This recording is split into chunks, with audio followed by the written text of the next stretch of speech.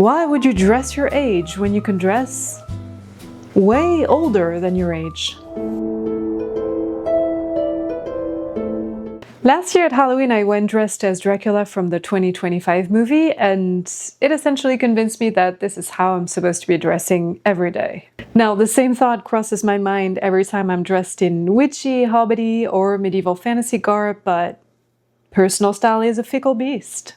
However, my love of vampires and gothic horror movies has given me a special fondness for Victorian Goth fashion and silhouettes, which brings me to the topic of this video. Instead of going through cycles of decluttering and giving away half of my closet every season, only to end up looking like a goblin in sweatpants most of the time, I've decided to use my skills to create my dream wardrobe.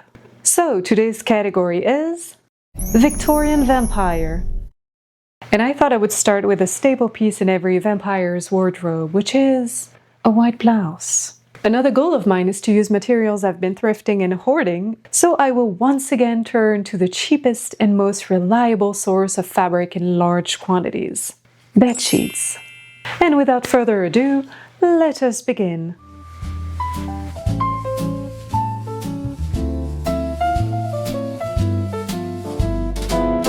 I chose an off-white 100% cotton bedsheet and decided to use this pattern as my base.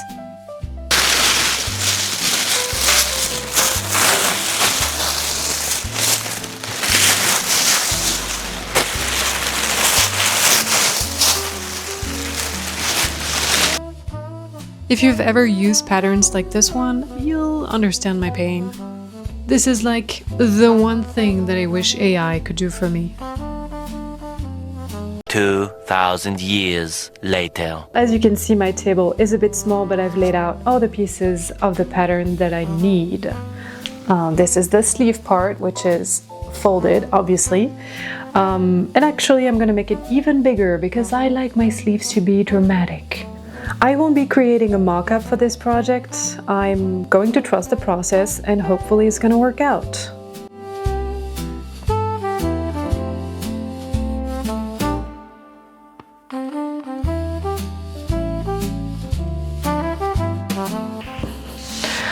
Alright, I have to iron this fabric first.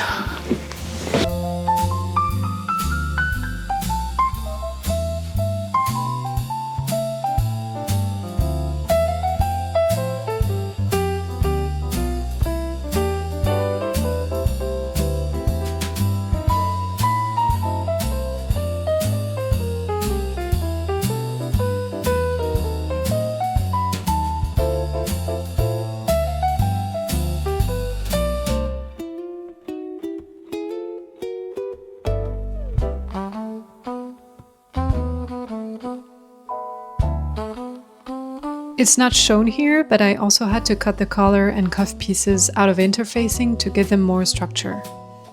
Speaking of which, I originally cut them from black interfacing, but my fabric turned out to be a little bit sheer, so of course I had to buy white interfacing and cut everything again.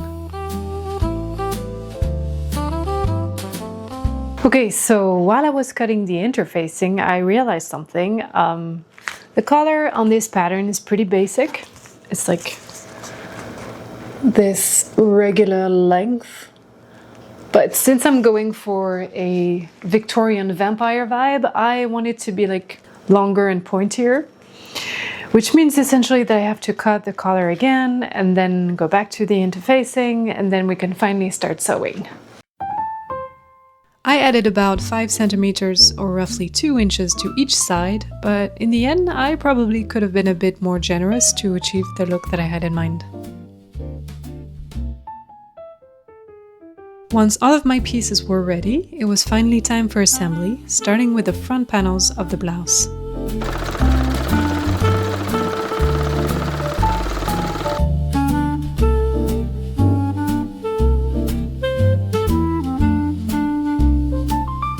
Because I want to wear this garment on a daily basis, I'm going to do something crazy today. I am going to follow the pattern instructions step by step.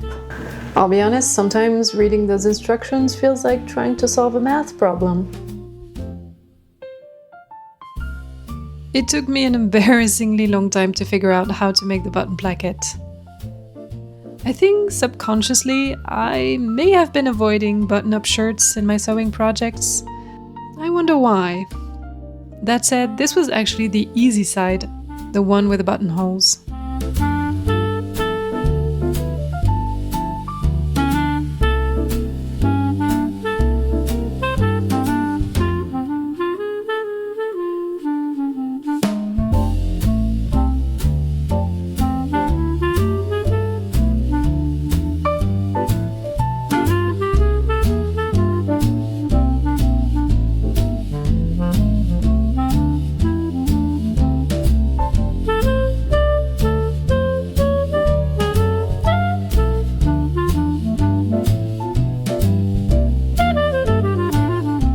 This part was especially confusing. So I did that, and then this, and then that, and then we have to do this.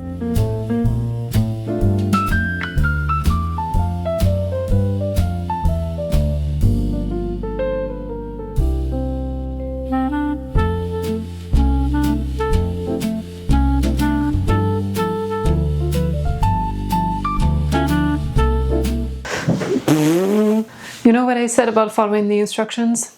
I take it back. I just realized that the button placket is meant to hide the buttons here, which is not what I wanted. I thought I was making view A on this pattern, the white one with the visible buttons, but it turns out those are just decorative. Which kind of makes me wonder, like, why would you want decorative buttons if you're gonna hide the functional ones? Anyway, I could have saved myself the trouble and made a simple one, but you live and you learn, I guess. Once that challenge for my brain cells was behind me, I could join the front and back pieces together and do a quick fitting to make sure the size was right.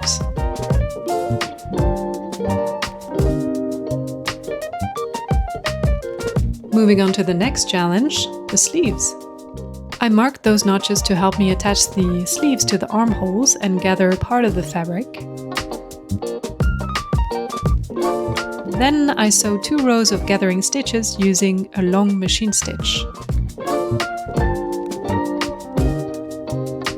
I was still trying to follow the instructions closely, so I added this little opening, which I assume makes it easier to open and close the cuff.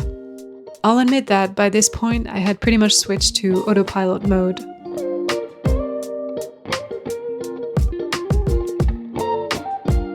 Before going any further with the sleeves, I tackled the collar, which was made in 2 pieces. Each piece had already been interfaced beforehand. This part required a lot of precision since the collar is such a visible feature of the garment.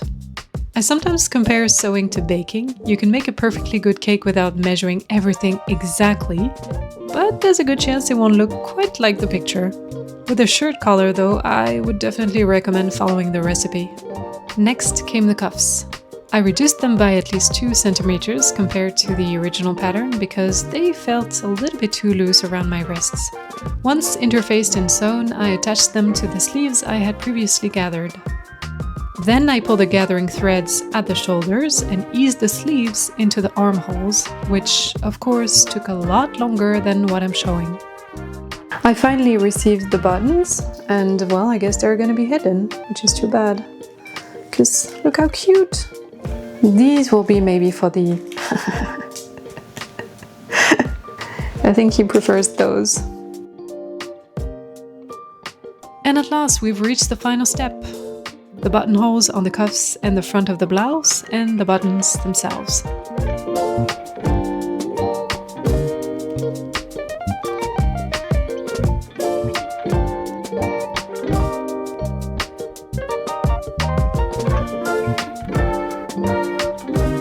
With a little encouragement from my furry assistant, of course.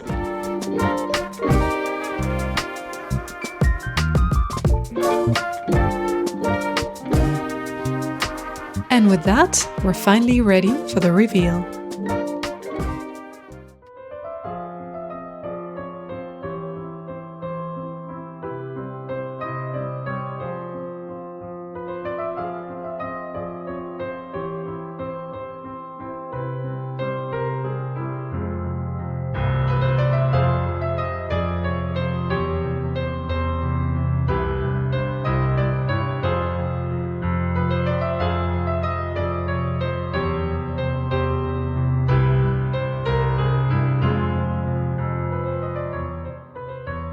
I'm pretty happy with how this blouse turned out. I think the fit is really nice, which honestly had me nervous at first because commercial patterns can be a gamble sometimes, but I'm glad I trusted the process in the end. The fabric is cotton, so it's super comfortable. I'm really happy I decided to extend the collar, although I think I could have gone even further with it. If I could change one thing though, I think I would have made the sleeves a little bit longer. They're just a touch shorter than I'd ideally like, and I definitely would not call this a beginner-friendly project. The cuffs especially were a bit fiddly, and I don't know how I feel about this little gap right here. I don't think it's really necessary, but overall, mission accomplished. This is absolutely a piece that I'm going to wear a lot, and it definitely gives off that romantic goth vampire look I was going for. I really do enjoy turning trash into treasure. So this video is going to be part of a series because I already have new ideas. And on that note, our quest is now complete. If you'd like to keep the journey going, please consider subscribing, and I'll see you in the next adventure. Bye!